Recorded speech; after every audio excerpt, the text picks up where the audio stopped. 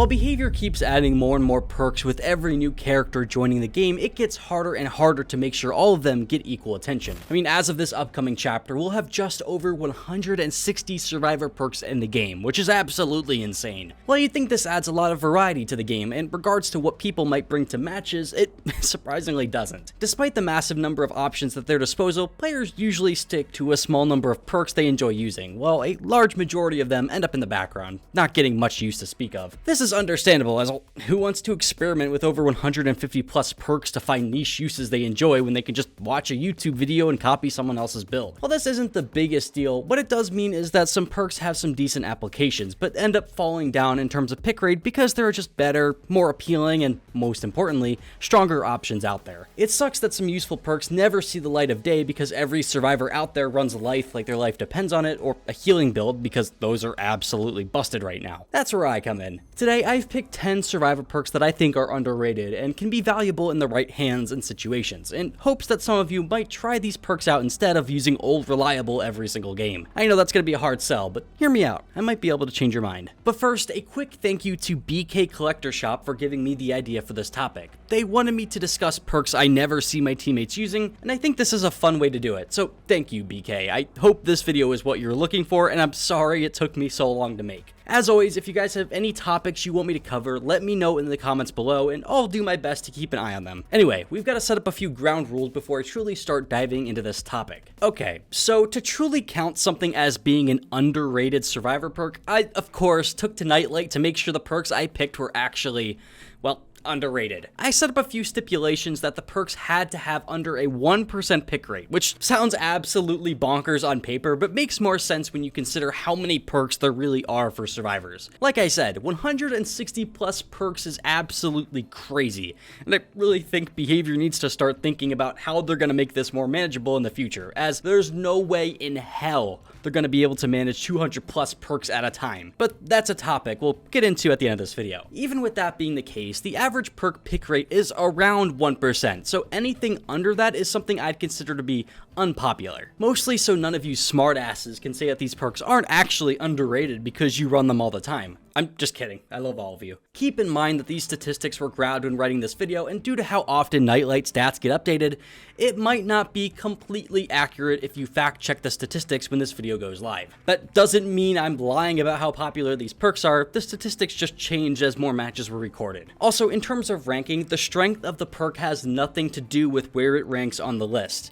Instead, the higher up the list we go, the less pick rate it has, meaning that the perks we talk about will get more and more obscure as we get deeper into it. So we'll be talking about the perks, what they do, why I think they're not very used, and how I might be able to change them to make them a little bit better, assuming there are changes I would even make to begin with. Regardless, that's enough prelude. Let's start talking about these survivor perks. Starting off strong here, we've got a perk that I think is genuinely really useful most of the time. Fogwise. Surprisingly enough, Fogwise only has a 0.84% pick rate, which makes it unpopular compared to the majority of survivor perks in the game. But by no means does that mean the perk is bad. Far from it. Fogwise activates when hitting a great skill check while repairing a generator. When activated, you see the killer's aura for 6 seconds. It's actually a really solid perk, even if its effect is really simple. Of course, it does depend on whether or not you're good at hitting great skill checks, and certain killers can circumvent that effect by being undetectable. But against a large chunk of killers, it's a great information perk. Not only is it good practice for getting better at hitting great skill checks, but it's really easy to combine with other perks to get the max amount of effectiveness. The value you get from it does depend on whether or not you're even getting skill checks, and we all know how finicky those can be, but don't let that steer you away from giving this perk a try. However, even with how strong it is, if I were to make changes to this perk in any way, I'd have it activate on any great skill check, not just the ones that appear when repairing a generator. Due to how the perk works, it's very situational and dependent on other factors, and while the effect is nice and also very useful, I think making it apply to all great skill checks would make it much more appealing to use. That might sound too strong, but if conviction can exist without a nerf, so can this. Either way, it's still a really decent perk, and one I'd recommend taking. Next up, we got everyone's favorite meme perk, Diversion, or as most people like calling it, Pebble. If you haven't tried this perk out, definitely do it. It's hilarious. After being in the killer's terror radius for 20 seconds, you can crouch and throw a pebble 20 meters away from you, making a loud noise notification and scratch marks that the killer can see. After doing so, the perk resets to be charged again. It sounds simple, and it is, However, this perk can be decently useful when you need it to be. For example, for killers that have teleport abilities, you can use the pebble to make them waste a teleport to go to an area where they don't really need to be, distracting them from your teammates who are hopefully doing a generator. For another example, while recording footage for this video, I went against a spirit while using this perk and managed to get her to lose track of me by throwing a pebble in the opposite direction. While it might seem very situational at a glance, you can potentially get a lot of use out of Diversion. Plus, you get to laugh at the killer for falling for it, which will always be a good time. However, that doesn't mean it's perfect. If I were to change this perk, I would show the destination of where the pebble will land, giving the survivors more information to,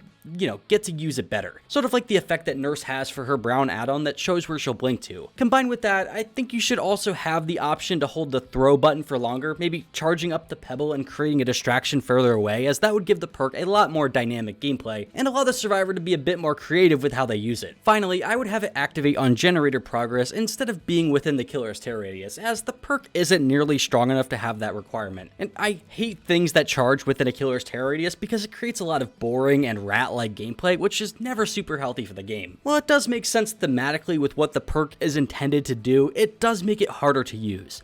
In this case, it's not the biggest deal, but I feel like switching it to generator progress instead would make it easier to get value from. Even without that though, Diversion is pretty fun to use. If you haven't tried it, you definitely should. Exultation is a surprisingly cool perk that I rarely see anyone running. In case you don't know, when you stun the killer with a pallet, the item you have in your hand upgrades to the next tier and also gets 75% of its maximum charges back. This perk is incredibly strong, and I'm shocked more people don't run it. Sure, it has the requirement of stunning the killer with a pallet, which will vary in difficulty depending on what killer you're going against.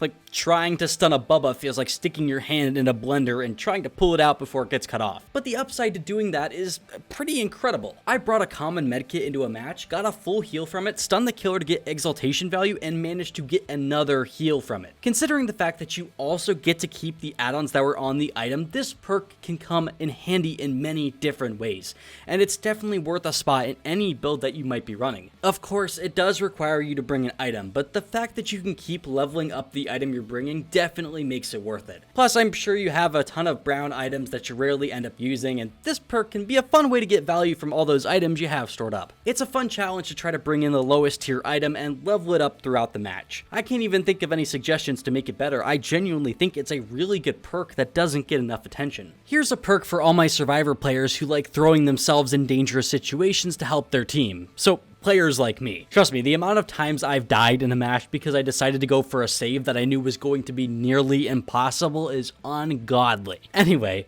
Duty of Care is a perk released with Orella that gives any injured survivors 25% haste for 6 seconds after you take a protection hit for them, assuming they're within 12 meters of you. This perk is actually pretty great. While it is one of those perks that rely on your teammates being competent enough to use that additional speed wisely, it's still a great perk against killers who are hard tunneling. While it isn't nearly as effective at preventing that gameplay as something like Babysitter, Borrow Time, or Shoulder the Burden is, it still has a lot of use, and I've ended up preventing a teammate from being down thanks to taking a hit for them and giving them the additional speed that comes with this perk. However, the reason I think it doesn't get much attention is because it also has a lack of feedback for when your teammates get value from it, and is also outclassed by many other perks in its genre. However, if you're only using this perk for anti-tunnel purposes, like taking a body block for a recently unhooked survivor, you're really missing out. If you don't mind taking aggro from your team and throwing yourself into the fray in an attempt to get your fellow survivor out of it, this perk is really effective at getting the killer to focus on you instead, and maybe you can use that time a bit more efficiently than someone else can. Trust me, most killers don't want to chase a survivor that's moving 25% faster, even if it only lasts for 6 seconds. That's more than enough to get the killer to chase you instead. Duty of Care is a solid perk and has a lot of applications that people seem to have completely overlooked. While Detective's Hunch isn't an incredible perk and has spent its entire lifespan in DBD getting gradually replaced by everything else, it's still a solid perk and one I find some use for here and there. After a generator is completed, you get to see the auras of all other generators, chests, and totems within 64 meters for a whopping 20 seconds. While on its own, the perk isn't god tier, it combines really well with some builds, as well as being a fun little status report on the rest of the map every time a generator is completed. It might give you a better idea of what generators to do next, might help you if you have a chest related build and need to find one, and it can also be great for finding hex totems that are hidden snugly in a quiet corner of the map. While it is situational, it can be very useful. However, I think behavior could definitely buff the range of it, as it'll only activate 5 times during a match, assuming all the generators are done, and its effect isn't strong enough to warrant keeping it to 64 meters in my opinion. However, even without that, the perk can be effective, especially if you're running a build or can use the information to your advantage.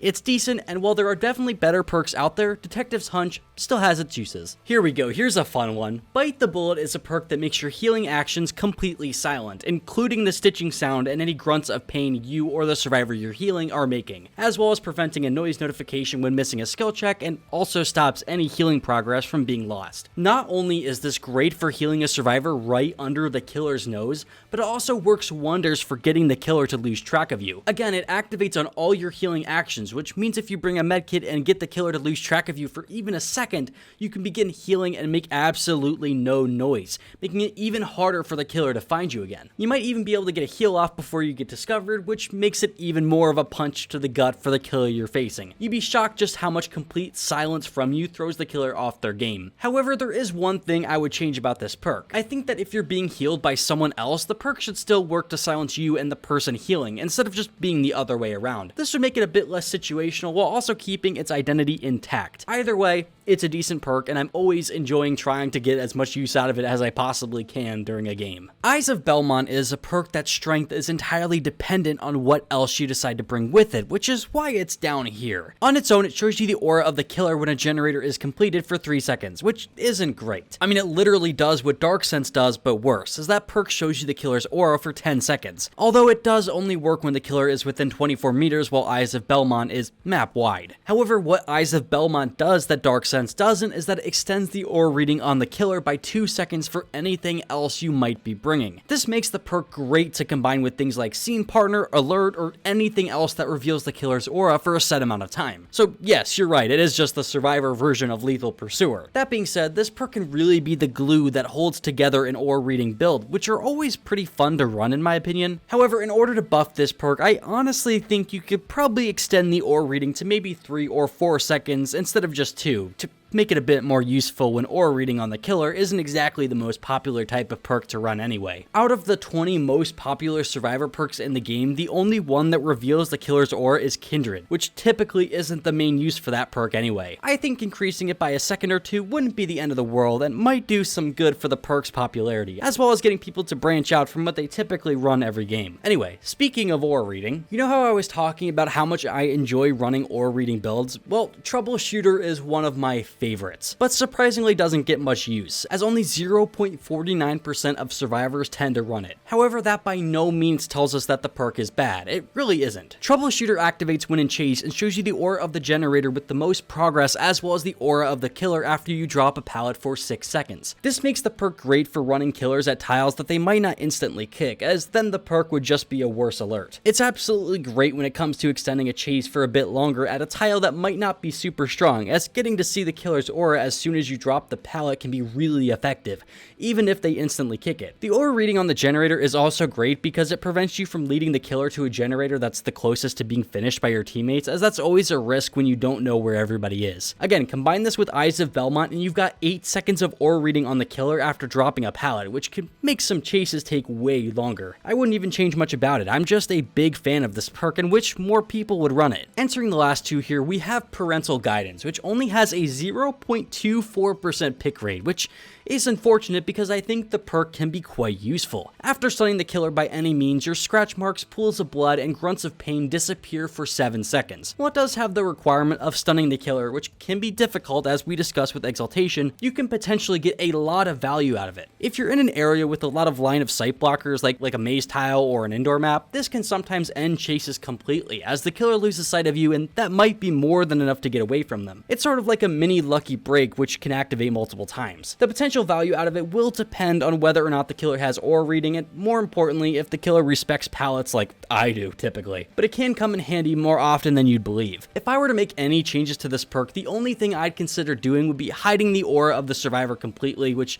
would make it less vulnerable to aura reading perks on the killer, but that's about it. Parental Guidance is amazing, and a perk I definitely consider to be underrated if you know how to use it. Last but not least, we have Cut Loose, a perk for Talita that never really caught on for one reason or the other, which is a damn shame. After performing a rushed vault, any subsequent fast or medium vaults are silent for 6 seconds, but successfully performing another one during that time frame resets the timer, which means you can keep using it over and over again. While this perk isn't a game changer, it can really throw the killer off in a chase, but not in the same way that Quick and Quiet does, which is much less situational. However, that doesn't mean you should write this perk off immediately as just a worse version of a different one. I found that you can be quite creative when it comes to using this perk, and it's a shame more people don't end up using it. It can really come in handy at certain tiles, especially Shack. By using that silent vault, you might be able to trick the killer into thinking you've continued running forward when instead you vaulted back through the window and gotten a lot of distance because of it. While it's not going to win you games by any means, you should try slapping this perk onto a build and try getting creative with it. You might be surprised by the results. If I were to change this perk in any way, I'd maybe have it work on all rushed actions instead of just window vaults, as it becomes much harder to use with that requirement. I'm imagining a situation where you vault a window, activate Cut Loose, and maybe immediately fast vault into a locker or something along those lines. That change would probably make it a bit more appealing to everyone, and I also think they could probably get away with increasing the 6-second time frame to maybe like 10 seconds, just to make it easier to use. Regardless, it's a fun perk and one worth giving a try if you haven't. When making this video and going through the more written off perks in the game, it truly showed me just how many perks tend to meld together as behavior seems to struggle coming up with new and unique ideas for what to make next. When you have so many perks in the game, some of them are gonna do what the others do, and this is going to become an increasing problem as more and more things get added. An expectation has been created that every new character must come with 3 teachable perks each, and that severely dampens overall creativity. I personally wouldn't mind if new survivors and killers just came with 1 perk, but a good perk that might shift the meta by being super useful. That would be a lot more interesting in my eyes than 3 perks that do, well, not a lot, while the same perks remain consistently on top where nothing else touches them. I think behavior should start considering maybe dialing down on the new perks added and maybe combining certain perks that mesh together to make things more manageable and easier for new players to grasp too. But like I said, I want this video to maybe inspire some of you to branch out a little bit and try new builds and perks that you might not consider running otherwise. Some of these perks are sleeper hits, and you could potentially fall in love with a perk you've never really used. Regardless, the ball's in your court now. That's it for me, gamers. Have a great day.